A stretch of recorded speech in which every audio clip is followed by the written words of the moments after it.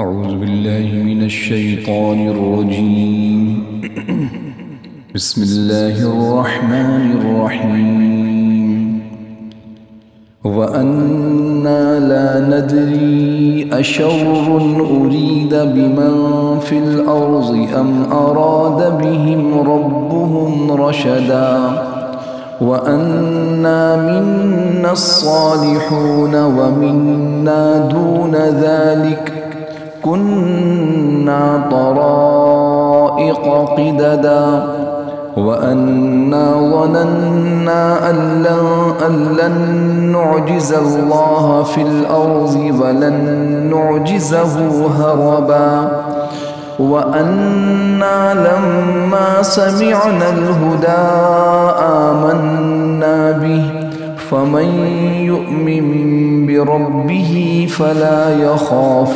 بخسا ولا رهقا وأنا منا المسلمون ومنا القاسطون فمن أسلم فأولئك تحروا رشدا وأما القاسطون فكانوا لجهنم حطبا وأن لو استقاموا على الطريقة لأسقيناهم ماء غدقا لنفتنهم فيه ومن يعرض عن ذكر ربه يسلكه عذابا صعدا وأن المساجد لله فلا تدعوا مع الله أحدا وأنه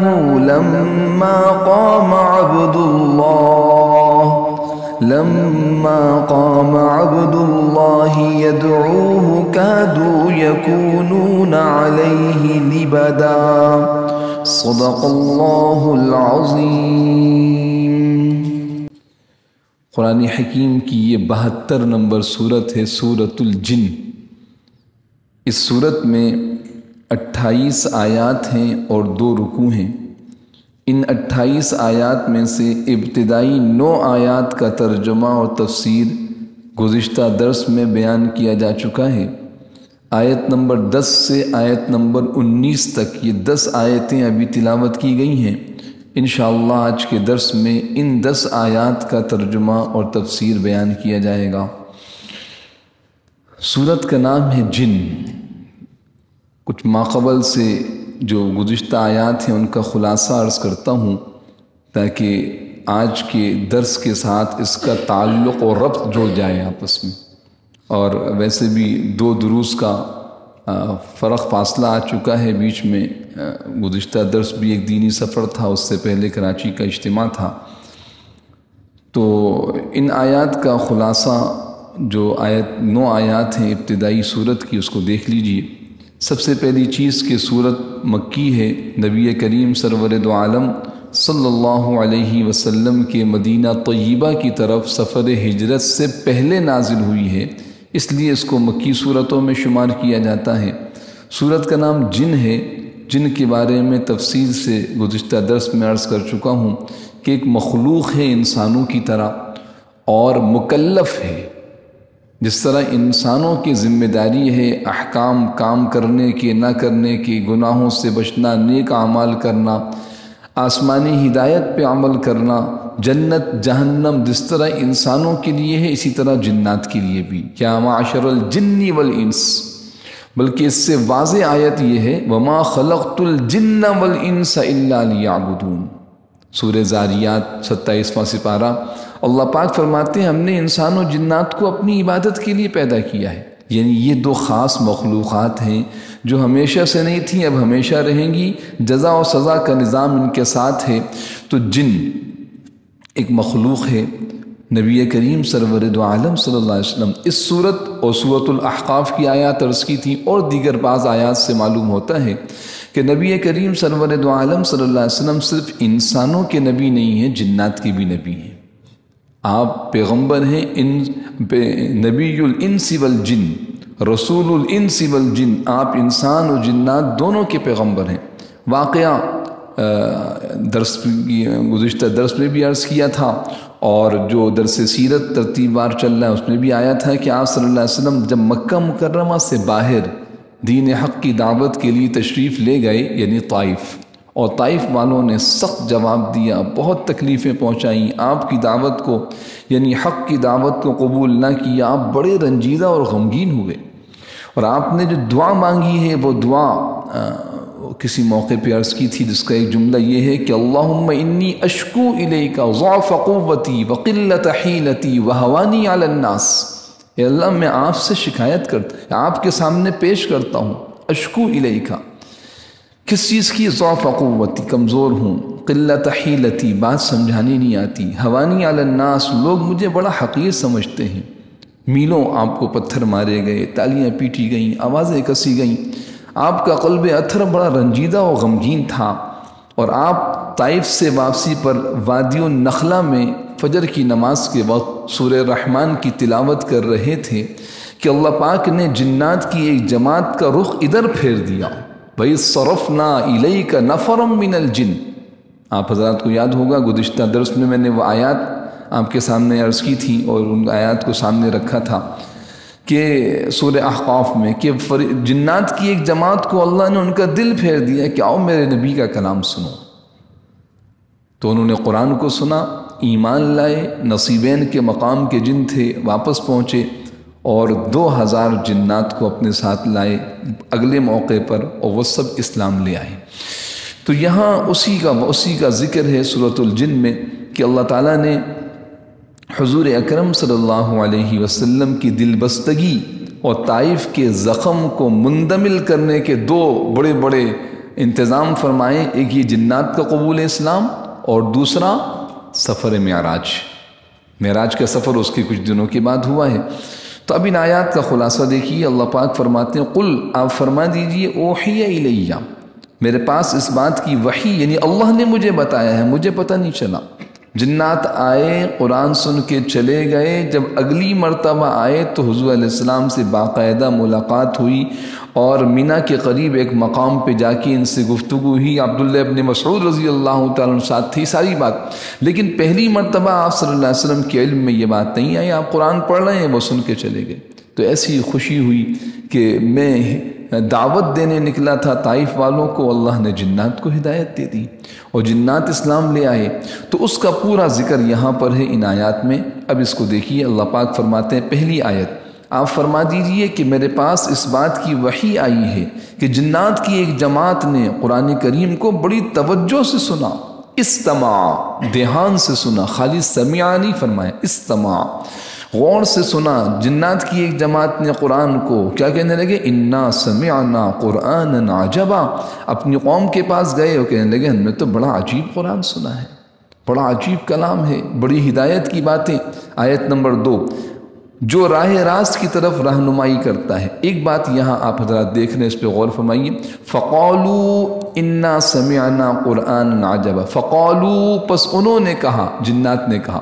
اب یہ قالو سے ترتیب کے ساتھ جنات کا قول، ان کی باتیں، ان کے مقولے بیان کی جا رہے ہیں۔ جو جنات نے کہا وہ ساری باتیں جو مختلف ہدایت کے عنوانات سے متعلق ہیں وہ آ رہی ہیں، اور جنات کی ان باتوں میں انسانوں کے لیے، امت محمدیہ کے لیے ہدایت اور نصیحت کا ایک پورا خزانہ موجود ہے کہ جب جنات، جن کی فطرت میں شرارت ہے، جن کی طبیعت کے اندر تیزی ہے، آگ سے پیدا کیے گئے، جب وہ پیغمبر علیہ السلام کی دعوت کو سن کر اور قرآن حکیم کو سن کر ایسے موم ہو جاتے ہیں، ان کے دل ایسے ہدایت کی طرف آتے ہیں، تمہیں کیا ہوا؟ تم تو حضور اکرم صلی اللہ علیہ وسلم پر، جو حضرات صحابہ کرام اس زمانے کے مشرکین، پھر آج تک کے تمام ایمان والے، قرآن موجود ہے۔ تو یہدی الی الرشد، اب وہ جنات کہہ رہے ہیں، ان کا قول چل رہا ہے کہ وہ قرآن رہنمائی کرتا ہے ہدایت کی طرف، سیدھے راستے کی طرف، فآمنا بھی، ہم ایمان لے آئے اس پر، ہم اس قرآن پر اور صاحب قرآن صلی اللہ علیہ وسلم پر ایمان لے آئے، وَلَن نُشْرِكَ بِرَبِّنَا أَحَدًا، ہم اپنے رب کے ساتھ اب کسی کو شریک نہیں ٹھہرائیں گے، کیونکہ اس طرح شرک اور بت پرستی انسانوں میں تھی، جنات میں بھی تھی۔ آیت نمبر 3، اور یہ کہ ہمارے پروردگار کی شان بہت اونچی ہے، تعالی جد ربنا، ہمارے رب کی شان بہت بلند ہے، متخذ صاحبۃ ولا ولدا، نہ اس نے کوئی بیوی بنائی نہ بیٹا، جیسے کہ عیسائیوں کا عقیدہ تھا، تو جنات میں بھی تھے اس عقیدے کے لوگ، تو صاف تردید کی کہ اللہ رب العالمین کی ذات تو بلند ہے، وراء الورا ہے، اس کو بیوی بیٹے کی کوئی حاجت نہیں۔ یہ جو عقیدہ انسانوں میں بھی اور جنات میں بھی آیا کہ مریم علیہ السلام اللہ کی نعوذ باللہ بیوی اور عیسیٰ علیہ السلام بیٹے ہیں، یہ غلط عقیدہ ہے، ہم نے اس کا انکار کیا۔ آیت نمبر 4، اور یہ کہ ہم میں سے بہت سے بے وقوف لوگ اللہ کے بارے میں ایسی باتیں کہتے تھے جو حقیقت سے بہت دور ہیں، حقیقت سے دور باتیں، یعنی کفر کی باتیں، شرک کی باتیں، بد عقیدگی کی باتیں، یہ جو باتیں ہمارے یہاں بھی کفر و شرک کی باتیں اور مختلف نظریات، تو کہا یہ ہم سمجھ گئے قرآن کو سن کے کہ یہ ساری باتیں غلط ہیں، سفیہ ہونا ہمارے بے وقوف لوگ یہ باتیں کرتے ہیں۔ آیت نمبر 5، اور یہ کہ ہم نے یہ سمجھ لیا تھا کہ انسان و جنات مل کر اتنی بڑی جماعت یہ اللہ کے بارے میں جھوٹ بات نہیں کہیں گے، یعنی جو غلط عقائد تھے اور جو بت پرستی، شرک اور فسق و فجور والی زندگی تھی، جس طرح انسان 550-600 سال تک اسی گمراہی کے اندر رہے، تو جنات کہنے لگے ہم سمجھے سب مل کر تو کوئی غلط کام نہیں کر سکتے، لہٰذا ہم اس پہ قائم رہے، لیکن حقیقت ایسی نہیں تھی۔ ہدایت سے دور ہونے کی وجہ سے انسان و جنات کی پوری جماعتیں گمراہی کی طرف جا رہی تھیں۔ اب یہ پیغمبر ہدایت آئے، کتاب ہدایت سنی، ہم ایمان لے آئے۔ آیت نمبر 6، اور یہ کہ انسانوں میں سے کچھ لوگ جنات کے کچھ لوگوں کی پناہ لیا کرتے تھے، اس طرح کہ ان لوگوں نے جنات کو اور سر پر چڑھا دیا تھا۔ میں نے عرض کیا تھا کہ یہ جاہلیت میں ایک نظریہ اور عقیدہ تھا۔ مکہ کے لوگ خاص طور پہ سفر کرتے تھے، یمن کی طرف، شام کی طرف، حبشہ کی طرف، لمبے سفر ہوتے تھے تجارت کے لیے، کیونکہ گزر بسر تجارت پہ تھا، تو گزرتے تھے کسی جنگل سے، کسی بیابان جگہ سے، رات کو وہاں ٹھہرنا پڑ جائے، تو ان کا عقیدہ یہ تھا کہ اس جگہ پر، اس بیابان کے اندر جنات ہیں، چڑیلیں، بھوت، جیسے ہمارے عقیدہ ہے، اور ان کا جو بڑا سردار ہے نا یہاں کا، اس سردار کی پناہ لینی ضروری ہے۔ کہتے اعوذ بعظیم ھذا الوادی من الجن، اس قسم کے کلمات حدیث میں آئے ہیں کہ جاہلیت میں لوگ یوں کہا کرتے تھے کہ میں پناہ لیتا ہوں جس وادی میں جو جنات کا عظیم و سردار ہے، میں اس کی پناہ میں آتا ہوں۔ ان کا نظریہ یہ تھا کہ جب اس کی پناہ لے لیں گے تو پھر دیگر جنات جو شیاطین ہیں دیگر، یہ ہمیں نقصان نہیں پہنچائیں گے، ہم نے اس کی پناہ لے لی، بلند آواز سے کہتے تھے۔ تو پھر اسی کو یہاں نقل کیا جنات نے کہ جب یہ کہنے لگے تو جنات کا ذہن یہ بن گیا کہ ہم کوئی بڑی مخلوق ہے، لہٰذا انسان بھی ہماری پناہ لیتا ہے۔ یہ بات تو وہی کفریہ شرکیہ بات تھی۔ اب تو اسلام کے بعد اور ہدایت کے بعد یہ حکم دیا گیا کہ ہر موقع پر اللہ کی پناہ، اعوذ باللہ من الشیطان الرجیم، فاستعذ باللہ، اے اللہ کی پناہ، اللہم انی اعوذ بک، اے اللہ میں آپ کی پناہ میں آتا ہوں۔ تو ہر قسم کے فتنوں سے، ناگہانی آفات سے، اچانک آنے والی مصیبتوں سے کس کی پناہ ملے نا؟ اللہ کی پناہ۔ تو سوچئے کہ جاہلیت میں عقیدہ یہ تھا کہ اس وادی، اس بیابان، اس جنگل اور صحرا میں جو جنات کا سردار ہے اس کی پناہ لیں گے تو ہم بچ جائیں گے۔ اور قرآن جو توحید کا عقیدہ دیتا ہے وہی کہتا ہے بھائی تو مخلوق ہیں، چاہے کتنا بڑا جن کیوں نہ ہو، مخلوق ہے، اللہ کی ذات خالق ہے، پوری کائنات کو چلانے والی وہی ذات، لہذا جب بھی پناہ مانگو، جب بھی دعا مانگو تو اللہ سے پناہ مانگو، اللہ سے دعا مانگو۔ لہذا جب ہم یہ کہیں قل اعوذ برب الفلق من شر ما خلق، استعاذہ ہے، پناہ مانگنا، اعوذ برب الناس، یہ دونوں صورتیں جہاں بھی ہو، کوئی خدشہ ہے جان کا، مال کا، سماجی کا، تو ان صورتوں کو پڑھ کے اللہ سے دعا مانگ، یا اللہ ہم آپ کی پناہ میں آتے ہیں، ہر شر سے ہماری حفاظت فرما لیجیے۔ تو یہ اس عقیدے کو آیت نمبر 6 میں جنات نے بیان کیا کہ یہ انسان جنات کی پناہ لیا کرتے تھے، جنات کا دماغ اور چڑھ گیا تھا، فزادوہم رہقا۔ آیت نمبر 7 کہتے ہیں کہ جنات کا قول ہے، وہ کہتے تھے کہ انہم ظنوا کما ظننتم، کہ دیکھو انسانوں نے بھی گمان کیا، تمہارا بھی گمان یہ ہے اللہ یبعث اللہ احدا، کہ اللہ کسی کو دوبارہ نہیں اٹھائے، جو مر گیا ختم ہو گیا، مٹی میں مل گیا ختم۔ یہ کافروں کا بھی عقیدہ تھا، جنات میں بھی کفار تھے، مشرکین تھے، عیسائی تھے، یہودی تھے، ہندو تھے، جتنے مذاہب ہمارے ہاں جاہلیت و گمراہی کے ہیں ان کے اندر بھی پائے جاتے ہیں۔ تو قرآن میں اللہ پاک فرما رہے ہیں کہ وہ جنات کہنے لگے کہ یہ ان کا گمان تھا کہ اللہ کسی کو نہیں اٹھائے گا موت کے بعد، لیکن قرآن نے بتایا، پیغمبر صلی اللہ علیہ وسلم نے بتایا کہ موت کے بعد تو زندگی ہے۔ جب موت کے بعد زندگی ہے تو پھر آج ہمیں اعمال صالحہ کرنے ہوں گے، ہمیں توحید اور رسالت کا اقرار کر کے زندگی گزارنی ہوگی، ورنہ تو ہم ناکام ہو جائیں گے موت کے بعد کی زندگی میں۔ جب موت کے بعد کی زندگی کا کوئی نظریہ ہی نہ ہو، کوئی عقیدہ ہی نہ ہو، تو پھر دنیا میں انسان کسی کی گردن کاٹے، کسی کو نقصان پہنچائے، کسی کی حق تلفی کرے، کسی کو دبائے، کوئی نہیں، کیونکہ جو کچھ دنیا کی زندگی۔ لیکن میرے محترم دوستوں، قرآن کو آپ دیکھیے، یہ آپ کے سامنے 30واں پارہ آیا یا 29واں پارہ چل رہا ہے، تمام مکی صورتوں میں آپ دیکھیں موت، قبر، حشر، آخرت، جنت، جہنم کو کھول کے بیان کیا ہے اللہ پاک نے، اور بار بار بیان کیا ہے تاکہ عقیدہ اترے، یقین اترے، عقیدہ بنے کہ موت کے بعد کی زندگی ہے، قبر بھی حق ہے، اور حشر بھی حق ہے، اور جنت بھی حق ہے، اور جہنم بھی حق ہے، اور حساب کتاب بھی حق ہے، اور پل صراط بھی حق ہے، ساری چیزوں کی حقانیت دل میں اترے۔ تو اس کو بیان کرتے ہیں کہ وَأَنَّهُمْ ظَنُّوا كَمَا ظَنَنْتُمْ أَن لَّن يَبْعَثَ اللَّهُ أَحَدًا، کہ جس طرح تم نے گمان کیا اس طرح انسانوں نے بھی کہ موت کے بعد کی زندگی نہیں۔ آیت نمبر 8 میں اور آیت نمبر 9 میں اس خاص بات کا ذکر ہے جس کی وجہ سے جنات کی جماعت دنیا کی سیر کو نکلی تھی۔ آپ حضرات کو یاد ہوگا میں نے عرض کیا تھا کہ جنات حضور اکرم صلی اللہ علیہ وسلم کی بعثت اور دنیا میں تشریف لانے سے پہلے آسمانوں کی طرف جائے، آسمانوں کی طرف، آسمان پر نہیں، آسمان کے کافی نیچے بادل ہیں، ان بادلوں کے قریب جایا کرتے تھے، کیونکہ ان کا جسم ہمارے جسم کی طرح ثقیل نہیں ہوتا، ثقیل بھاری جسم کے اوپر جائے تو نیچے گر جائے ایسا نہیں ہوتا، بلکہ ان کے جسم کو اللہ پاک نے خفیف بنایا، لطیف ہے، کثیف اور ثقیل نہیں ہے، لطیف اور خفیف ہے، ہلکا پھلکا، اور یہ مختلف شکلوں میں تبدیل بھی ہو جاتا ہے، جن کی میں نے تعریف عرض کی تھی، جسم ناری یتشکل باشکال مختلفہ، ایک ایسا جسم ہے جو آگ کا بنا ہوا ہے، مختلف شکلیں بدلتا ہے۔ تو یہ اوپر جاتے تھے، بادلوں کے قریب انہوں نے جگہ بنا رکھی تھی، وہاں جا کے بیٹھ جاتے تھے، سمجھے اس طریقے سے جیسے کمین گاہ ہے، گھات ہے، وہاں بیٹھ گئے۔ کیوں بیٹھتے تھے؟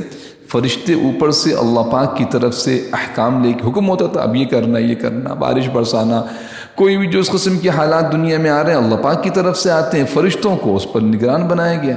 تو وہ آپس میں گفتگو کرتے تھے کہ اللہ پاک نے آج کیا حکم دیا، یہ اب یہ سنتے تھے، پوری بات نہیں، تھوڑی بات سنتے تھے، پھر یہاں آ کے جادوگروں کو، کاہنوں کو، آج بھی اسی طرح جو جادو ہے یہ نہیں، شریر جنات جو کافر، مشرک اور شریر جنات ہوتے ہیں خبیث قسم کے، ان کے ذریعے سے جادوگر، کیونکہ جادوگر سب سے پہلے کفر کرتا ہے، جادوگر مسلمان نہیں ہو سکتا، قرآن کریم نے بیان کیا وَلَكِنَّ الشَّيَاطِينَ كَفَرُوا يُعَلِّمُونَ النَّاسَ السِّحْرَ، تو جو جادو سیکھتا ہے وہ کفری عقیدہ رکھتا ہے۔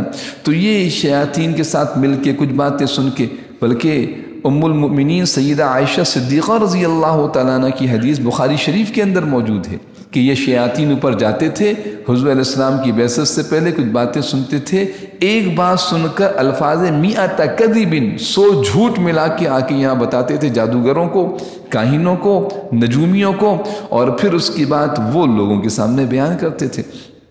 یہ سلسلہ رک گیا۔ اب جب یہ اوپر جاتے ہیں ایک ستارہ ان کو مارا جاتا ہے، شہاب الرصدہ، ایک شہاب ثاقب، ایک ستارہ چمکتا ہوا آتا ہے، وہ ان کے پیچھے چھوڑا جاتا ہے، یہ بھاگتے ہیں کیونکہ جل جاتے ہیں اس سے وہ۔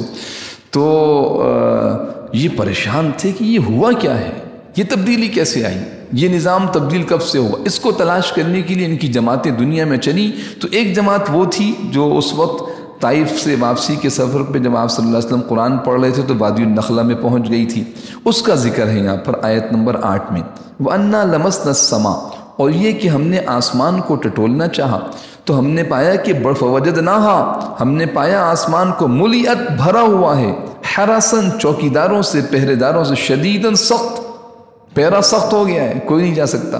اور شہبا، اور بھرا ہوا ہے شعلوں سے، ہم جاتے ہیں شعلہ لگتا ہے پیچھے ہمارے. وَأَنَّا، اور دوسری آیت نمبر 9 میں بھی اسی بات کو بیان کرتے ہیں. وَأَنَّا كُنَّا نَقْعُدُ مِنْهَا، اور یہ کہ ہم بیٹھا کرتے تھے وہاں پر آسمان میں، مقاعدہ مخصوص بیٹھنے کی جگہوں پر. مقعد کی جمع ہے بیٹھنے کی خاص جگہ، سیٹ، بیٹھنے کی جگہ، مقام. لِلسَّمْعِ، سننے کے لیے. فَمَن يَسْتَمِعِ الْآنَ، لیکن جب آپ سننے جاتے ہیں تو جو سننے جاتا ہے الآن، ابھی، یجد لہو، پاتا ہے اپنے لیے، شہاب الرصدہ، ایک ایسا شعلہ جو اس کی گھات میں ہے.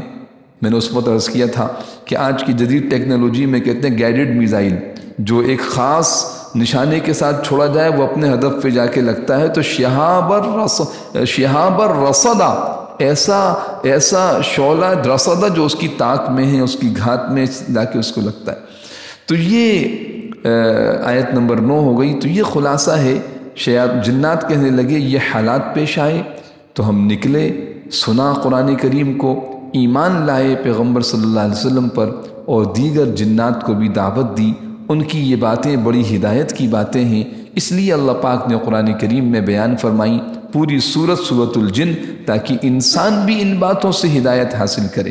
ابھی ان کی باتیں ختم نہیں ہوئی، ان کے مقولے چل رہے ہیں، ان کا قول چل رہا ہے. آیت نمبر 10 جو آج کی 10 کی پہلی آیت ہے، دیکھیے اللہ پاک فرماتے ہیں وَأَنَّا، اور کہ جنات کہتے ہیں کہ أَنَّا لَا نَدْرِي أَشَرٌ أُرِيدَ بِمَنْ فِي الْأَرْضِ أَمْ أَرَادَ بِهِمْ رَبُّهُمْ رَشَدًا. بات وہی چل رہی ہے کہ ہمیں وہاں سے بھگایا جا رہا ہے، تو ہمیں یہ پتہ نہیں لگتا تھا. پہلے میں خلاصہ عرض کرتا ہوں، پھر لفظی ترجمہ سمجھیے. ہمیں یہ اندازہ نہیں ہوا کہ کوئی شر کی بات ہے جو زمین والوں کے ساتھ اس کا ارادہ کیا. یعنی اللہ پاک زمین والوں کو کوئی عذاب دینا چاہتے، زمین والوں کے بارے میں کوئی شر کا فیصلہ ہے. اشر ارید بمن فی الارض، شر کا فیصلہ ہے، یعنی ان پر کوئی عذاب، اور اللہ نے ہمیں دور کر دیا کہ ہم وہ عذاب کی خبر سنیں. اوپر سے فیصلہ ہوا کہ فلاں وقت ان کو عذاب دینا ہے، ہم سن کے آ کے نجومیوں کو بتائیں اور وہ بات لوگوں کے سامنے ظاہر ہو جائے. کیا یہ بات ہے؟ ام اراد بہم ربہم رشدا، یا اللہ نے، ان کے رب نے ان کے ساتھ کوئی ہدایت کا فیصلہ کیا ہے؟ یعنی اللہ پاک ان کو ہدایت دینا چاہتے ہیں. ہدایت تو کوئی نظام چلا رہے ہیں، اور اللہ چاہتے ہیں کہ جنات سے یہ سلسلہ بچا رہے، تاکہ جو ہادی اور رہنما اور پیغمبر ہے اس تک وہ وحی بالکل محفوظ طریقے سے پہنچے اور انسانوں کی ہدایت کا ذریعہ بنے. اس بات کو ہم نہیں جانتے تھے، اس بات کو ہم نہیں جانتے، لیکن اندازہ ہوا کوئی بات ہے کہ ہمیں وہاں سے بھگایا جا رہا ہے، ہمیں وہاں ٹھہرنے نہیں دیا جا رہا، تو کوئی بات ہے. لیکن اب پتہ لگ گیا کہ شر نہیں بلکہ خیر ہے. اللہ پاک رہتی دنیا تک کے انسانوں کو اپنا آخری ہدایت نامہ پہنچانا چاہتے ہیں. اس کے لیے فرشتوں کو مقرر کیا ہے، فرشتوں کے سردار جبریل امین لے کے آتے ہیں. ہمیں اس سے اب دور کر دیا گیا تاکہ ہم بیچ میں ان باتوں کو حاصل نہ کریں. وہ محفوظ طریقے سے پیغمبر صلی اللہ علیہ وسلم تک وحی پہنچے اور آپ کے ذریعے سے انسانوں تک اور جنات تک پہنچے. اس نظام کی حفاظت کے لیے ہمیں روکا گیا تھا، ہمیں اندازہ نہیں تھا، لیکن اب پتہ لگ گیا کہ رب العالمین زمین والوں کے ساتھ خیر کا ارادہ رکھنا چاہتے ہیں، انہیں ہدایت کے راستے پہ چلانا چاہتے ہیں. کتنی پیاری بات کہ اللہ رب العالمین ہمیں ہدایت کے راستے پہ چلانا چاہتے ہیں. اس کے لیے قرآن حکیم نازل کیا، اور قرآن حکیم کی بحفاظت نازل ہونے کا کیسا نظام بنایا کہ جنات جن کو اللہ نے طاقت دی کہ یہاں چلے جائیں وہاں چلے جائیں، ان کو بھی روک دیا، ان کو بھی ایک طرف کر دیا. اس راستے میں نہ آؤ. اب ہمارا کلام اتر رہا ہے، ہمارے حبیب پر اتر رہا ہے، تمہاری طاقتیں ختم، اور تم میں سے جو آگے بڑھے گا اور اس میں خلل ڈالنے کی کوشش کرے گا، تو ہم نے نظام بنائے ستاروں کا، تمہارے پیچھے پھینکیں گے اور تم اس سے جلو گے. اب ترجمہ دیکھیے. وَأَنَّا لَا نَدْرِي، اور یہ کہ ہم نہیں جانتے تھے، ہم نہیں جانتے تھے، ہمیں پتہ نہیں تھا. اشرٌ، استفہام کے لیے کیا؟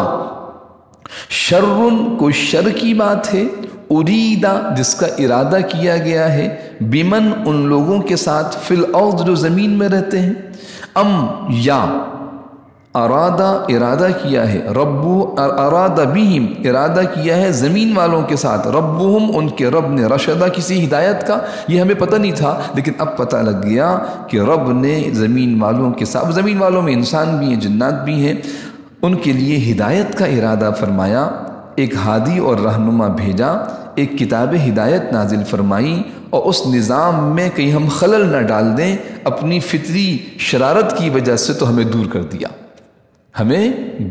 دیا، یہ آیت نمبر 10 کا مفہوم واضح ہو گیا جی۔ وَأَنَّا لَا نَدْرِي أَشَرٌ أُرِيدَ بِمَنْ فِي الْأَرْضِ أَمْ أَرَادَ بِهِمْ رَبُّهُمْ رَشَدًا، آیت نمبر 11۔ وَأَنَّا مِنَّا الصَّالِحُونَ وَمِنَّا دُونَ ذَلِكَ كُنَّا طَرَائِقَ قِدَدًا، ترجمہ دیکھیے، اور یہ کہ ہم میں کچھ نیک ہیں اور کچھ ایسے نہیں ہیں، اور ہم مختلف طریقوں پر چلے آ رہے ہیں، جس طرح انسانوں کے اندر بھی دو گروہ ہیں، اصل انسانوں میں دو ہی گروہ ہیں بھائی، قیامت کے دن بھی انسانوں کے دو ہی گروہ ہوں گے، جنات کے بھی دو ہی گروہ ہیں، باقی سب یہ پہچان کے لیے، یہ کالا، یہ گورا، یہ پڑھا لکھا، یہ ان پڑھ، جناب یہ اونچے قبیلے کا، یہ ادنا قبیلے کا، یہ فلاں زبان والا، یہ فلاں قوم نسل والا، یہ سب پہچان کے لیے۔ انسانوں کے اندر گروہ دو ہی ہیں، ایمان والے، مشرک و کافر، نیک اور بد، بس۔ اور کل بھی اسی طرح ہوگا، ممتاز الیوم ایھا المجرمون، فیصلہ ہوگا، نیک لوگ اس طرف اصحاب الیمین، بائیں لوگ اس طرف اصحاب الشمال، بس۔ یہ ساری ہماری اپنی طرف سے بنائی ہوئی باتیں کہ جناب یہ زیادہ مال والا ہے، یہ اونچے عہدے والا ہے، یہ بڑی عزت والا ہے، نہیں، عزت والا ایمان والا ہے، عزت والا نیک اعمال والا ہے۔ تو یہ جنات نے بھی اسی بات کو بیان کیا کہ انا منا الصالحون، اور یہ کہ ہم میں کچھ نیک لوگ ہیں، ومنا، اور ہم میں سے ہی، منا ہم میں سے، دون ذالک اس کے علاوہ، اس کے علاوہ۔ اب دیکھیں یہاں صراحتاً ظالم نہیں کہا، آگے قاسطون کہا ہے، ظالم یعنی نیک نہیں ہے، بدکار، بد عقیدہ، بد عمل، فاسق و فاجر، انسانیت کو نقصان اور تکلیف پہنچانے والے، زمین کو فساد سے بھرنے والے جنات ہیں۔ وَمِنَّا دُونَ ذَلِكَ، اور ہم میں کچھ اس کے علاوہ بھی، اسی طرح انسانوں میں بھی ہیں، تو دو گروہ۔ کُنَّا طَرَائِقَ قِدَدًا، ہم اسی طرح مختلف طریقوں میں، طرائق جمع طریقۃ، طریقہ راستہ، کُنَّا طَرَائِقَ ہم ہیں راستوں پر، قِدَدًا مختلف، الگ الگ، کچھ نیک کچھ بد۔ کیوں بیان کیا؟ اس لیے کہ جو نیک ہیں وہ قرآن و سنت سے رہنمائی حاصل کر کے اپنی نیکی میں آگے بڑھیں، جو بد ہیں وہ باز آ جائیں۔ یہ وقت ہے ابھی، ورنہ کل پکڑ میں آئیں گے تو بچ نہیں سکیں گے۔ یا معاشر الجن والانس ان استطعتم ان تنفذوا من اقطار السماوات والارض فانفذوا لا تنفذون الا بسلطان۔ انسان و جنات کی جماعت کو اللہ نے خطاب کیا ہے۔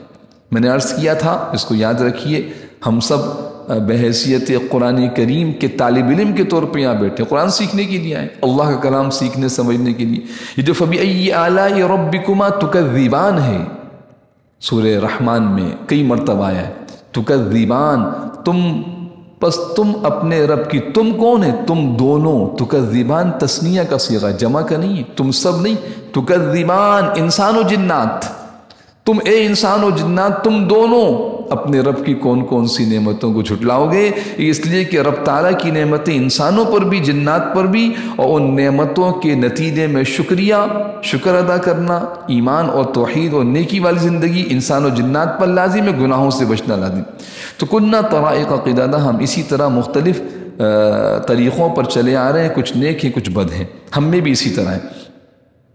معلوم ہوا کہ تمام جنات وہ شریر نہیں ہیں اور تمام جنات نیک نہیں ہیں۔ ہمارے ہاں کیونکہ ہمارے پاس تو قرآن و سنت کا علم ہی نہیں ہے، سنی سنائی باتیں اور غلط عقیدہ اور نظریہ، تو ہمارے ذہن میں جن کا مطلب آتا ہے بس یہ تکلیف دینے والی موذی کوئی مخلوق ہے، جیسے سانپ بچھو ہوتا ہے، ایسا نہیں ہے۔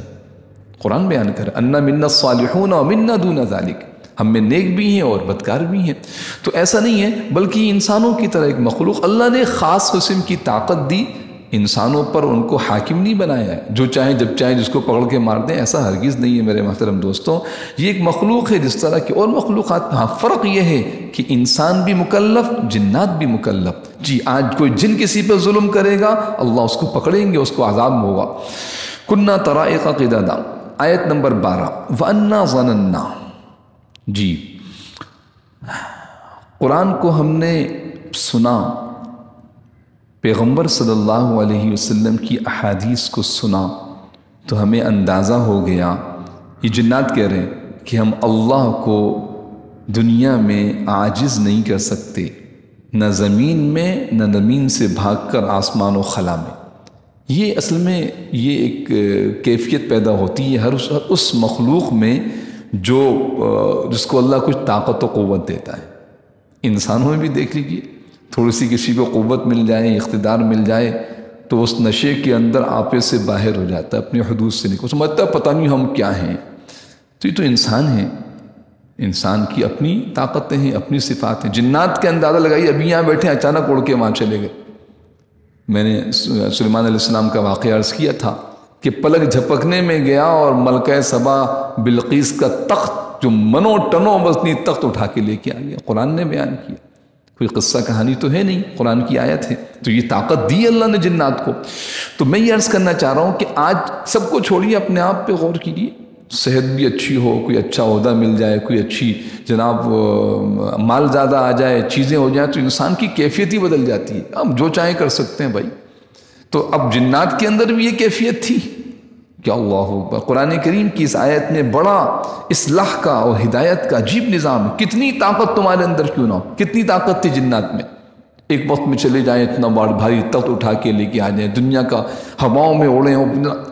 لیکن جب قرآن کو سن لیا اور حقیقت سامنے آئی تو کیا کہہ رہی؟ جنات کا قول ہے انا ظننا، اور ہم یہ سمجھ چکے ہیں، الن نعجز اللہ فی الارض، کہ نہ ہم زمین میں اللہ کو عاجز کر سکتے ہیں۔ نعجز اللہ، ہم انا ظننا، ہم یقین کر چکے ہیں، سمجھ چکے ہیں، الن نعجز اللہ، کہ ہم ہرگز اللہ کو عاجز نہیں کر سکتے، اللہ کو ہم اللہ سے بچ کے نہیں جا سکتے۔ عاجز کرنے کا مفہوم سمجھیں، فی الارض، پوری روئے زمین پہ کہیں بھی چلے جائیں سب سے بچ سکتے ہیں، اللہ سے نہیں بچ سکتے۔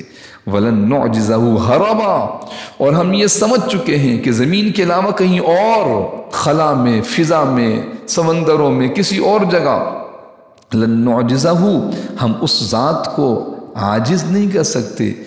ہربا، بھاگ کر، یہاں سے بھاگ جائیں، کہتے ہیں رپوش ہو گئے، دوسرے ملک میں چلے گئے، فلاں ملک نے پناہ دے دی، اب بچ گئے۔ جنات کہہ رہے ہیں جو آن کی آن میں کس کس ملک میں پہنچ جائیں، کوئی ویزے کی ضرورت نہیں، کوئی ہوائی جہاز کی ضرورت نہیں۔ تو کہتے ہیں یہ طاقتور مخلوق کہہ رہی ہے انا ظننا الن نعجز اللہ فی الارض، ہم زمین میں اللہ کو عاجز نہیں کر سکتے۔ وَلَن نُعْجِزَهُ هَرَبًا، اور یہ کہ ہم کسی اور جگہ زمین کے علاوہ کہیں اور بھاگ کر اسے بے بس کر دیں، اس سے بچ جائیں، یہ نہیں ہو سکتا۔ تو جب جنات یہ بات کہہ رہے ہیں تو سوچئے کہ آج ہم میں کسی انسان کو کیسی طاقت کیوں نہ مل جائے، کیا وہ اللہ کو عاجز کر سکتا ہے؟ کیا وہ اللہ سے بچ سکتا ہے؟ کیا وہ اللہ کی نافرمانی، ظلم و زیادتی کر کر کسی کی پکڑ میں نہیں آئے گا؟ ہاں، یہ آیت ہے، اس کو بار بار غور سے دیکھنا چاہیے۔ قول جنات کا ہے، ہدایت میرے اور آپ کے لیے ہے، ہدایت میرے اور آپ کے لیے۔ آیت نمبر 13 اللہ پاک فرماتے ہیں، قول جنات کا چل رہا ہے، وَأَنَّا لَمَّا سَمِعْنَا الْهُدَىٰ آمَنَّا بِهِ، اللہ اکبر۔ گویا کہ اس زمانے کے مشرکین مکہ، کفار کے لیے، اور جب سے لے کے آج تک اور قیامت تک کے لیے، ہر اس انسان کے لیے جو اللہ کی ہدایت کی بات سنے اور عمل نہ کرے، یہ آیت اس کے لیے پیغام ہے، درس ہے۔ جنات کہہ رہے ہیں انا، اور بے شک یہ کہ ہم نے لما سمعنا، جب سن لیا، الہدا، ہدایت کی بات کو، ہدایت کی بات قرآن سنا، پیغمبر صلی اللہ علیہ وسلم سے سنا، لما سمعنا الہدا آمنا بھی، ہم اپنے پروردگار پر ایمان لے آئے۔ لہٰذا ہر ایک کو ایمان لانا چاہیے، خیر اسی میں ہے، بھلائی اسی میں ہے، حفاظت اسی میں ہے، کامیابی اسی میں ہے کہ ہدایت کی بات کو سنیں اور ایمان لائیں۔ اور ہدایت کی بات اللہ ہر انسان تک پہنچاتے ہیں، ایسا نہیں ہوتا انسان ہدایت سے محروم رکھا جائے۔ اور یہ کہ جب ہم نے ہدایت کی بات سن لی تو ہم اس پر ایمان لے آئے۔ وَأَنَّا لَمَّا سَمِعْنَا الْهُدَىٰ آمَنَّا بِهِ، آگے فرماتے ہیں فَمَنْ يُؤْمِن بِرَبِّهِ فَلَا يَخَافُ بَخْسًا وَلَا رَهَقًا، چنانچہ جو کوئی اپنے پروردگار پر ایمان لے آئے تو اس کو نہ کسی گھاٹے کا اندیشہ ہوگا، نہ کسی زیادتی کا۔ ایمان لانے کے بعد آدمی محفوظ ہو جاتا ہے، محفوظ، دنیا کے حالات سب پر آتے ہیں، لیکن وہ جو بے ایمانی والی زندگی ہے اس کی جو مصیبتیں اور پریشانیاں ہیں انسان اس سے محفوظ ہو جاتا ہے۔ اس لیے حضور اکرم صلی اللہ تعالیٰ علیہ وسلم نے جو اسلام کی دعوت کے خطوط لکھے تھے، کن کو لکھے تھے؟ اس وقت دنیا کی سپر پاور طاقتوں کو۔ آپ تھوڑا سا تصور کیجیے، آنکھ بند کر کے سوچئے کہ امام الانبیاء سرور کونین صلی اللہ علیہ وسلم مدینہ طیبہ میں تشریف فرما ہیں، ہجرت کا 6واں سال ہے، صلح حدیبیہ، اور آپ صلی اللہ علیہ وسلم جنگ بندی ہو گئی ہے مشرکین سے، اور آپ نے اس وقت خطوط لکھے ہیں روم کے بادشاہ، فارس کے بادشاہ، یہ امریکہ، روس، یہ کچھ بھی نہیں ہے، اس سے بڑی بڑی طاقتیں تھیں اس وقت کے اعتبار سے، اور جناب حبشہ کے بادشاہ کو، یمن کے بادشاہ کو، بڑے بڑے بادشاہوں کو خط، ان خطوں میں جو لفظ تھا السلام علی من اتبع الہدی من محمد عبد اللہ ورسول اللہ، محمد اللہ کے بندے اس کے رسول کی طرف سے یہ خط ہے الی ملک روم، روم کے بادشاہ کی طرف، سلام علی من اتبع الہدی، سلام ہو اس پر جو ہدایت کی پیروی کرے۔ السلام علیکم نہیں کہا، اس لیے مشرکین اور کافروں کو سلام نہیں کرنا چاہیے۔ پھر اس کے بعد کیا کہا، جو جملہ میں سنانا چاہتا ہوں، اسلم تسلم، تم اسلام لے آؤ محفوظ ہو جاؤ گے۔ اب سوچئے کہ آپ صلی اللہ علیہ وسلم مسجد نبوی کے اندر ایسی یہ قالین کچھ بھی نہیں، پکا فرش بھی نہیں، کچی ریت بچھی ہوئی ہے، دن میں ایک ٹائم کھانا کھا رہے ہیں، ایک چادر اوپر ایک چادر نیچے باندھی ہوئی ہے، ایک امامہ حضور علیہ السلام کے سر پہ، صحابہ میں سے بعض کے پاس ایک لباس، بعض کے پاس دو، بھوک سے صفیں گر رہی ہیں، لیکن اسلام کی دعوت، اللہ کی عظمت کی وہ کیفیت تھی کہ دنیا کی طاقتوں سے کہہ رہے ہیں اسلم تسلم، تم اسلام لاؤ تم محفوظ ہو جاؤ گے۔ تو اسی کا ذکر ہے یہاں پر، فَمَن يُؤْمِن بِرَبِّهِ، پس جو ایمان لے آئے اپنے رب پر، ربِّهِ، اپنے رب پر ایمان لے، فَلَا يَخَافُ، پھر اسے کوئی خوف نہیں ہوگا، بخسن کسی نقصان کا، ولا رہقن کسی زیادتی اور ظلم کا، کوئی خوف نہیں۔ ایمان لانے کے بعد کوئی خوف نہیں، کیوں؟ کیونکہ میرے محترم دوستو، ایمان لانے کے بعد جب مومن ایمان کے تقاضوں پہ عمل کرتا ہے اس کا ہر عمل فائدے والا ہے۔ تکلیف ہوتی ہے تو اس پر وہ اللہ سے اجر کا امیدوار ہوتا ہے، راحت آتی ہے تو اللہ کا شکر گزار ہوتا ہے۔ ایمان والا دونوں حالتوں میں کامیاب ہے، اس لیے فرمایا فَلَا يَخَافُ بَخْسًا وَلَا رَهَقًا، آیت نمبر 14 اللہ پاک فرماتے ہیں، قول جنات کا چل رہا ہے، وَأَنَّا مِنَّ الْمُسْلِمُونَ وَمِنَّ الْقَاسِطُونَ، اور یہ کہ ہم میں سے تو کچھ مسلمان ہو گئے اور کچھ اب بھی ظالم ہیں۔ وَأَنَّا، اور بے شک، مِنَّا، ہم میں سے، المسلمون، اسلام لے آئے۔ میں نے عرض کیا وہ 7 یا 9 افراد تھے جو اس وادی نخلہ میں ایمان لائے قرآن سن کے، اور پھر اس کے بعد جب واپس آئے تو 2000، پھر نہ معلوم کتنے، کیونکہ جو ایمان لاتا تھا وہ داعی ہوتا تھا، ایمان لانے کے بعد نماز پڑھ کے سکون سے نہیں بیٹھ جائے، ابھی نماز پڑھ لی چھٹی ہو گئی، قرآن کی تلاوت، یہ انفرادی اعمال ہیں۔ دعوت، دین کو پھیلانا، دین کا ماحول قائم کرنا، یہ ایمان والوں کی ذمہ داری ہے، لہٰذا یہ ایمان لائے تو کہتے ہیں انا من المسلمون، ہم میں سے کچھ لوگ تو ہیں جو مسلمان ہیں، ومن القاسطون، ماں کہتے ہیں منا دون ذالک، یا کہتے ہیں من القاسطون، اور کچھ ظالم ہیں، قاسط ظالم۔ فمن اسلم فاولئک تحروا رشدا، اللہ اکبر۔ اس آیت کے اس جملے کو ذرا غور سے دیکھیے، عجیب ہدایت کی بات ہے اس میں۔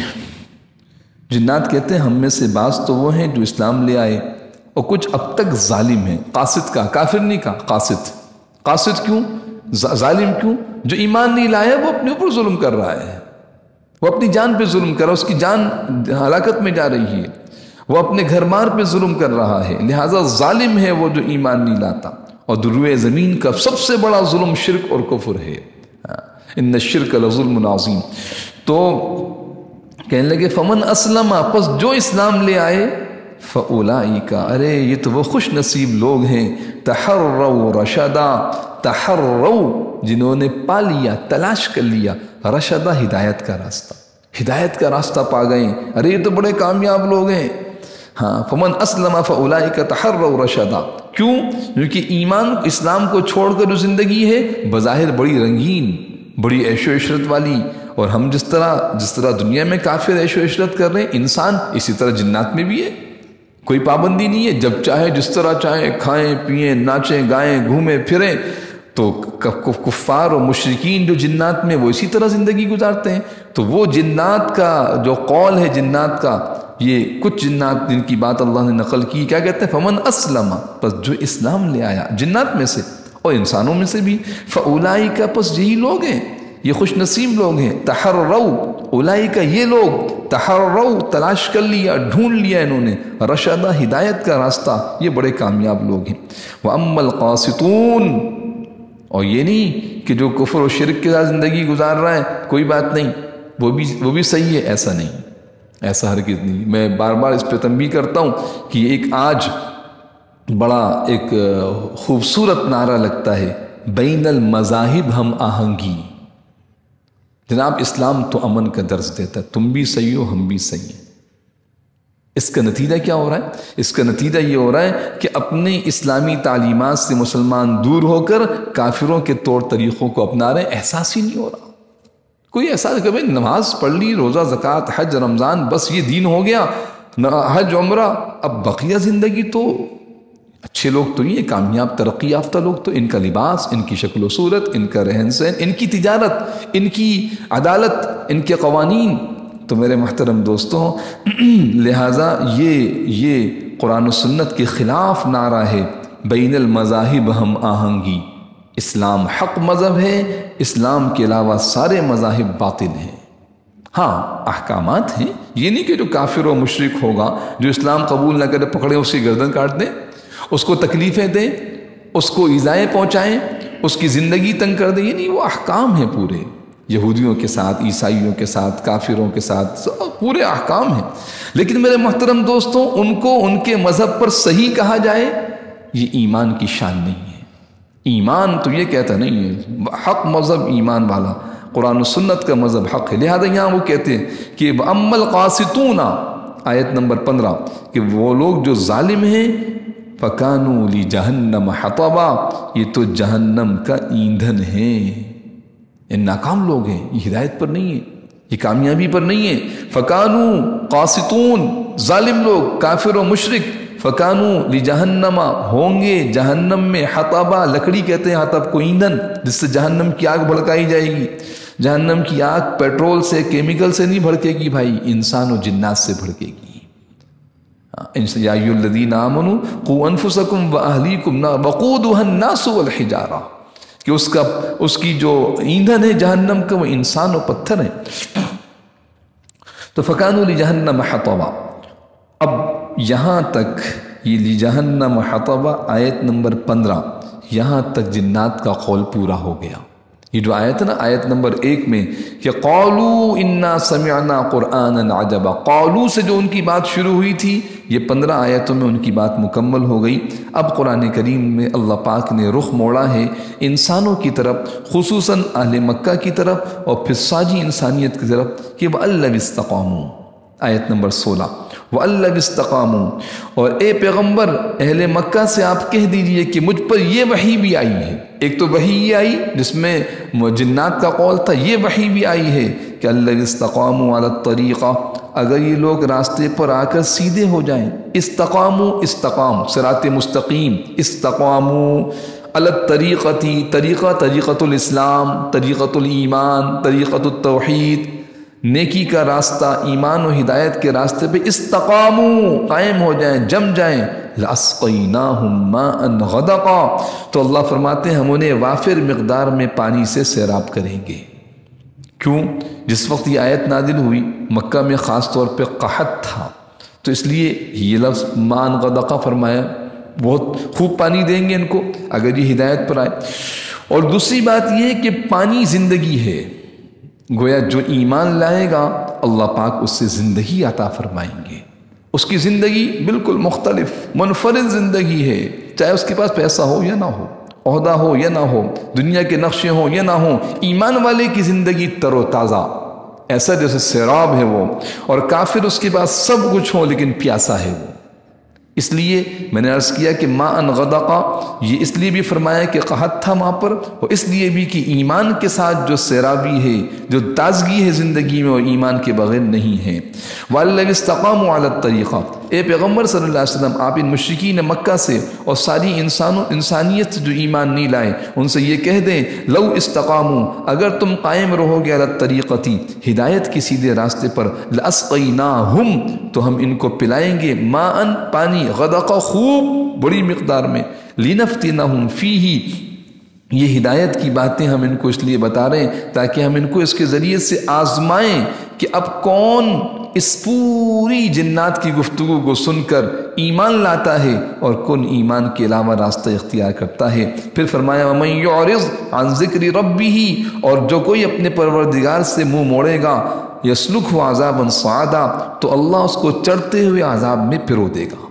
اب یہ وعید ہے، ایسا نہیں ہے کہ ایمان لاؤ تو اچھی بات، نہ لاؤ تو کوئی بات نہیں، ایسا نہیں ہے کہ وَمَن يُعْرِضْ جو اعراض کرے گا عن ذکر ربی اپنے رب کی یاد سے مراد ایمان، اپنے رب کو ماننا، اس کو یاد رکھنا، ذکر ربی تو اللہ کا ذکر یہ انسان کو ایمانی تقاضوں پہ لے کے آتا ہے۔ اس لیے ہمارے مشائخ اہل اللہ ذکر کا اہتمام کرواتے ہیں کہ ذکر کے ذریعے سے اللہ کا دھیان نصیب ہوتا ہے، اور جب اللہ کا دھیان آتا ہے تو انسان نیک اعمال کرتا ہے، گناہوں سے بچتا ہے، جب اللہ کو بھول جاتا ہے تو گناہوں میں بڑھتا ہے، نیکی کو بھول جاتا ہے۔ اس لیے فرمایا وَمَن يُعْرِضْ عَن ذِكْرِ رَبِّهِ جو اپنے پروردگار کی یاد سے منہ موڑے گا يَسْلُكْهُ اللہ اسے پرو دیں گے، چلا دیں گے، داخل کر دیں گے۔ سلک يسلکو کے معنی سارے، يَسْلُكْهُ چلائیں گے اس کو، پرو دیں گے اس کو، عذاباً ایک ایسے عذاب میں صَعَدًا چڑھتا ہوا عذاب، زوردار عذاب، یعنی بچ نہیں سکے گا، جیسے کہ پانی چڑھا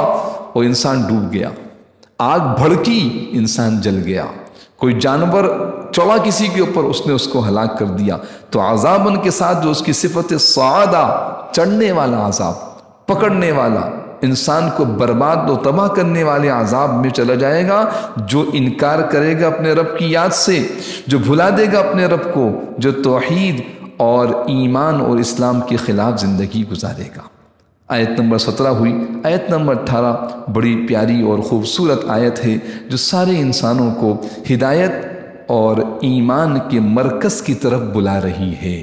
وَأَنَّ الْمَسَاجِدَ لِلَّهِ فَلَا تَدْعُوا مَعَ اللَّهِ أَحَدًا وَأَنَّ الْمَسَاجِدَ لِلَّهِ دو ترجمے مساجد کے، مساجد یہ تو مسجد کی جمع ہے، مسجد سجدہ کرنے کی جگہ، عبادت کا مقام مسجد، کیونکہ دین اسلام میں مسجد کو ایک خاص اہمیت حاصل ہے، مستقل عنوان ہے کہ حضور اکرم صلی اللہ علیہ وسلم نے مسجد کو مرکز دین بنایا اور قرار دیا، بنایا خود دکھایا کہ مسجد مرکز دین، مسجد نبوی یہ پوری دنیا کے دین کا مرکز تھا، اور قرار دیا کہ دیکھو مسجدیں قائم کرو، وَأَنَّ الْمَسَاجِدَ لِلَّهِ یہ ساری مسجدیں اللہ کی ہیں، یعنی اللہ کے گھر ہیں، اللہ کے دین کو سیکھنے سمجھنے اس کی مشق کا ذریعہ ہیں۔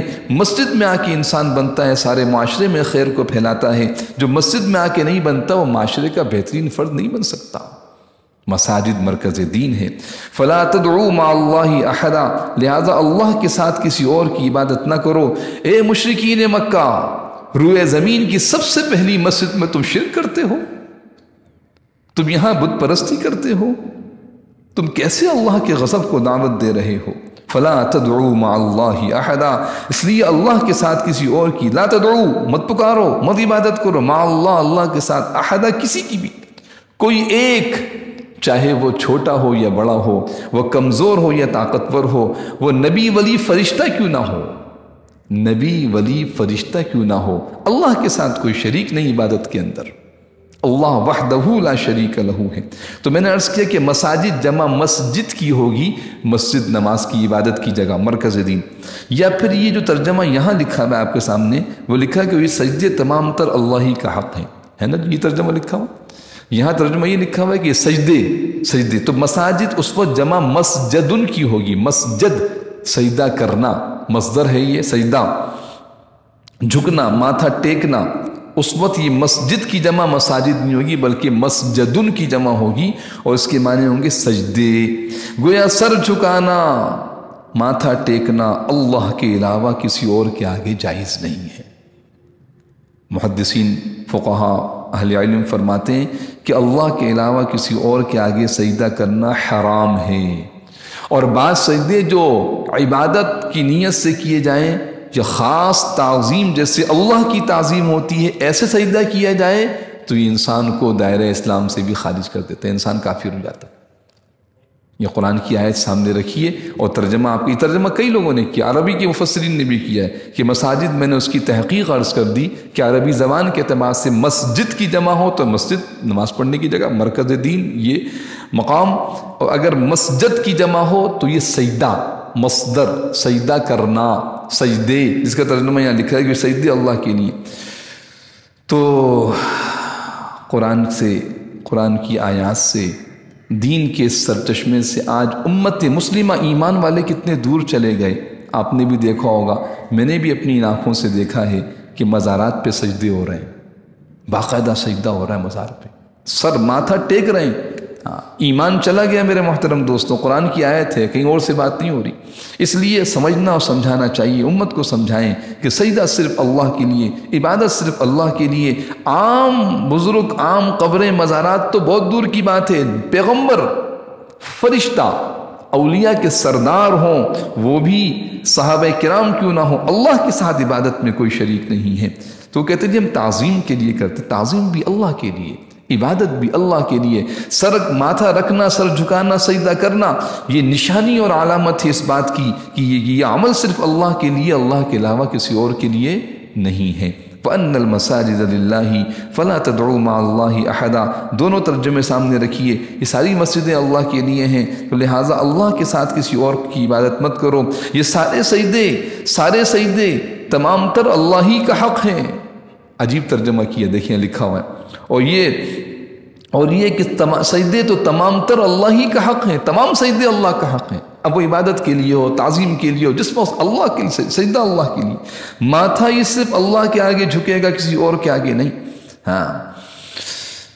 حذیفہ ابن یمان رضی اللہ تعالیٰ عنہ گئے تھے نا کسریٰ کے دربار میں پہنچے، لکھا ہے ابن کثیر رحمۃ اللہ علیہ نے، کیا کیفیت تھی، پورا نیچے ایک لباس، چادر، تہبند جس طرح باندھتے، ازار، وہ اوپر کی ردا چادر نہیں تھی، ایسا کرتا بھی نہیں تھا، تو وہ اوپر جو ہے وہ ایک کپڑا تھا نمدہ جو اونٹ پہ ڈالے جاتے، بیچ میں اس کو کاٹا اور سامنے اور پیچھے اس کو اس طرح پہن لیا، اور تلوار ہاتھ میں تھی، اس کی میان بھی نہیں تھی، اور وہ کپڑے میں لپٹی ہوئی، اور کہا کہ ہم رسول اللہ صلی اللہ علیہ وسلم کے صحابہ ہیں، اور پورا پیغام وہ خلیفۃ المسلمین کا لے کے آئے۔ جب اندر داخل ہونے لگے تو کسریٰ تو بہت آگے تھا، دربان کیا کہنے لگے، سجدہ کرو، سجدہ کرو، کیونکہ کسریٰ کو رب کہا کرتے تھے، کہا یہ آداب شاہی یہی ہیں کہ سجدہ کی، داخل ہوتے سجدہ کرتے تھے۔ تو کیا جواب دیا کہ ہم اللہ کے علاوہ کسی کے آگے سجدہ نہیں کرتے، اللہ کے علاوہ ہم کسی کے آگے سجدہ کریں؟ ہاں کسریٰ بڑا ہوگا تو بڑا، لیکن اللہ سے بڑا نہیں ہے۔ تو حضرات صحابہ کرام نے سجدہ نہیں کیا، کسی سے متاثر نہیں ہوتے تھے، ایمان کی وہ کیفیت تھی کہ پھر دنیا کی بڑی سے بڑی طاقت آ جائے، بلکہ وہاں کھڑے ہو کے جو انہوں نے کیا کہا تھا، اللہ ابتعثنا، اللہ نے بھیجا ہم کو، ہم خود تھوڑی آئے، ہم کچھ یہاں تمہاری حکومت کرنے، تمہاری زمین پہ قبضہ کرنے۔ اللہ رحم فرمائے، آج مسلمان حکومت اور زمین کے خطوں پہ اپنی طاقت کو ظاہر کرنے کو کام سمجھتا ہے، ساری دنیا پہ اللہ کا دین بلند کرنا یہ مسلمان کا کام تھا۔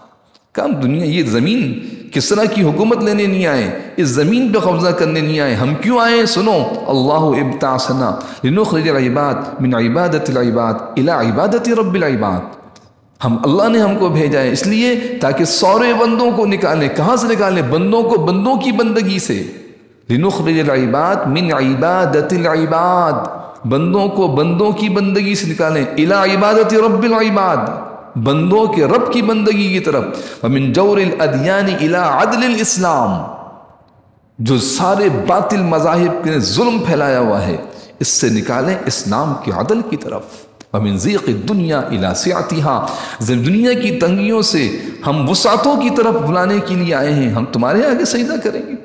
تو قرآن کہتا ہے وَأَنَّ الْمَسَاجِدَ لِلَّهِ فَلَا تَدْعُوا مَعَ اللَّهِ أَحَدًا، آیت نمبر 18، آج کے درس کی آخری آیت، بڑی عجیب آیت ہے۔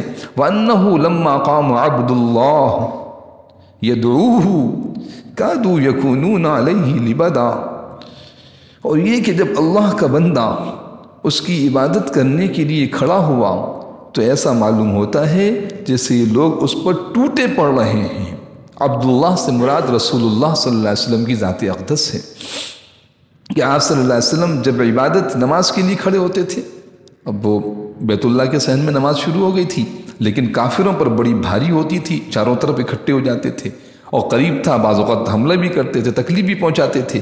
اس منظر کو بیان کیا کہ دو معنی اس کے ہو سکتے ہیں۔ ایک تو منظر وہی ہے کہ انہو لما قام عبداللہ، اور یہ کہ جب اللہ کا بندہ کھڑا ہوتا ہے، یعنی رسول اللہ صلی اللہ علیہ وسلم، یدعوہ، اس کو پکارنے یعنی اس کی عبادت کے لیے، کادو، یہ مشرکین ایسے ہو جاتے ہیں، یکونون علیہ لبدا، گویا اس پر ٹوٹ رہے ہیں، اس کے اوپر یعنی آپ کے گرد جو ہے وہ کھڑے ہو جاتے ہیں اور تکلیف پہنچانے کی کوشش کرتے ہیں۔ ایک معنی تو یہ، تو گویا کہ یہ اللہ کے بندے کو نقصان پہنچانے کی کوشش کر رہے ہیں، اور اللہ کا بندہ رسول اللہ صلی اللہ علیہ وسلم یہ اللہ کی عبادت و اطاعت کے اندر مشغول، سارا مخلوق کا تاثر آپ کے دل میں بالکل نہیں۔ یہی ایمان والے کی شان ہونی چاہیے کہ اللہ کی عبادت و اطاعت کے لیے کھڑے ہوں، کسی کا اثر نہ ہو۔ اور دوسرا معنی یہ ہے کہ نہیں، کیونکہ سورۃ الجن چل رہی ہے، اور سورۃ الجن کی مناسبت سے اس آیت کا مفہوم یہ ہوگا کہ جب آپ عبادت کے دوران قرآن کریم کی تلاوت فرماتے تھے تو آپ کا قرآن سننے کے لیے آپ کے گرد جنات کے ٹھٹ لگ جاتے تھے، جنات کی جماعتوں کی جماعتیں غول کے غول کھڑے ہو جاتے تھے، توجہ سے قرآن سنتے تھے کہ اللہ کے رسول قرآن پڑھ رہے ہیں۔ اس بات کا تقاضا ہے کہ قرآن کو خوب دھیان سے پڑھا جائے، اور کہیں پڑھا جائے تو ہم خوب دھیان سے اس کو سنیں۔ تو وَأَنَّهُ لَمَّا قَامَ عَبْدُ اللَّهِ، اور جب یہ کہ اللہ کا بندہ کھڑا ہوتا ہے، یدعوہ، اس کی عبادت کرنے، اسے پکارنے کے لیے، کادو، یہ لوگ یکونون، ایسے ہو جاتے ہیں، علیہ لبدا، گویا اس پر ٹوٹ رہے ہیں۔ اگر مشرکین ہو تو یہ معنی ہوگا، اور اگر جنات مسلمان جنات ہیں تو وہ آپ کا قرآن سننے کے لیے مجمع لگ جاتا ہے، اور آپ قرآن پڑھتے ہیں، وہ دھیان سے آپ کا قرآن سنتے ہیں۔ یہ رکوع بھی اس آیت پہ ختم ہو گیا۔ ان 10 آیات کو جو آج کے درس میں پڑھی گئیں، ایک مرتبہ میرے ساتھ پڑھ لیجئے اور پورے مفہوم اور معنی پر اچھی طرح توجہ رکھیے۔ بسم اللہ الرحمن الرحیم۔ وَأَنَّا لَا نَدْرِي أَشَرٌ أُرِيدَ بِمَنْ فِي الْأَرْضِ أَمْ أَرَادَ بِهِمْ رَبُّهُمْ رَشَدًا۔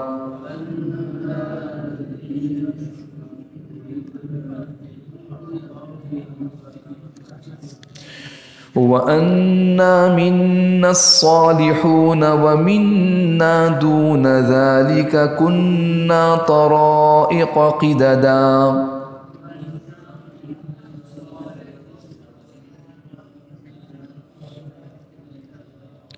وَأَنَّا ظَنَنَّا أَن لَّن نُّعْجِزَ اللَّهَ فِي الْأَرْضِ وَلَن نُّعْجِزَهُ هَرَبًا۔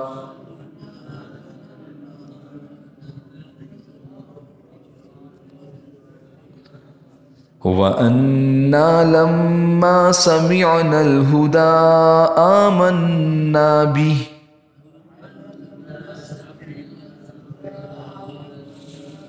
فَمَن يُؤْمِن بِرَبِّهِ فَلَا يَخَافُ بَخْسًا وَلَا رَهَقًا۔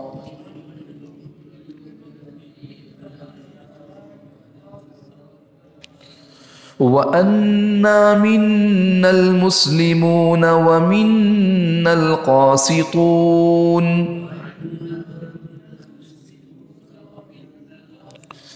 فَمَنْ أَسْلَمَ فَأُولَئِكَ تَحَرَّوْا رَشَدًا۔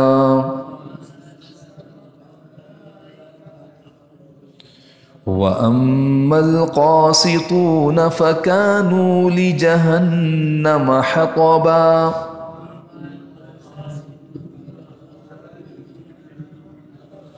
وَأَن لَّوِ اسْتَقَامُوا عَلَى الطَّرِيقَةِ لَأَسْقَيْنَاهُم مَّاءً غَدَقًا۔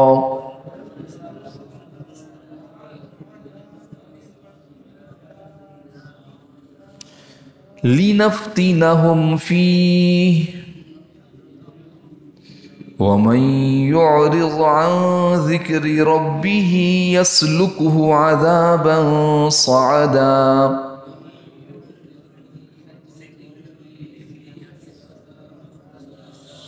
وأن المساجد لله فلا تدعوا مع الله أحدا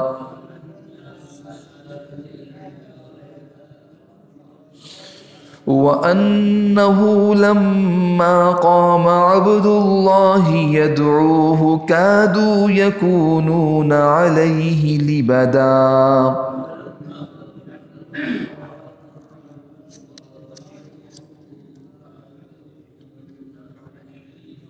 صدق الله العظيم.